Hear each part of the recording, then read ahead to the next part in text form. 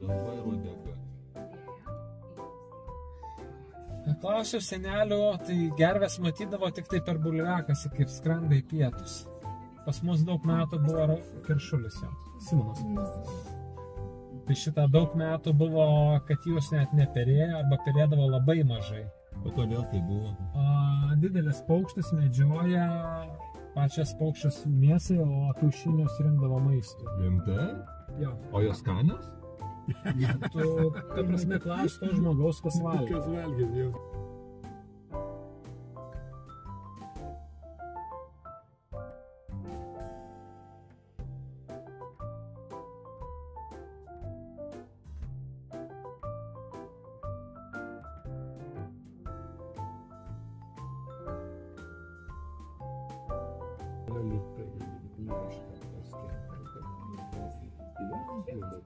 Jo, kad iš Baltarusijos atėjo. Tai vat gervės prisitaikė prie žmogaus, pradėjo perėti visiškai prie žmonių ir panašiai, tai pirmas tas prisitaikymas prieš kokių gerų 40 metų, kad pradėjo miškuose jų daugėti, o prieš 20 metų sprogo populiacija. Ir jų dabar jau visiškai. Dabar jau jų visur yra daug ir pilna yra.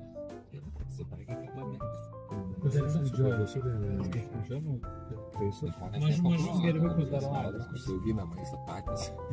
Kiaušinius šernai suėda.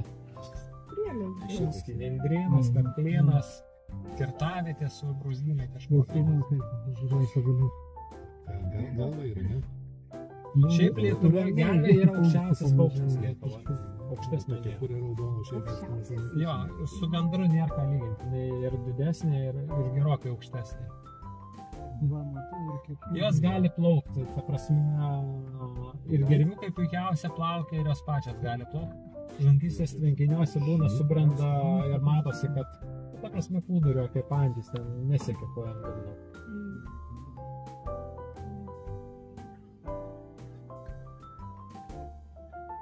Ir caksi ten, nu, o šitas cak, tai yra pilkoji pečialinda. O patinas ir patelės skiriasi? Labai nežymiai. Jeigu žiūrėti į galvas, kiek raudonos spalvos ir intensyvumas pas patiną viskį bus ryškesnės ir patinas šiek tiek nežymiai stambesnis. Tai vat, kada vieną šalia kito, tada mes turėtume įsivertinti tą galvos kontrastą, raudoną, kurį daugiau ir kuris šalia vienas kitos stovi, kuris kitaip jau radikaliai skirtusi. O šitie du, kokios lyties, ar neišeina? Čia pora yra. Pora yra, ne? Čia yra pora.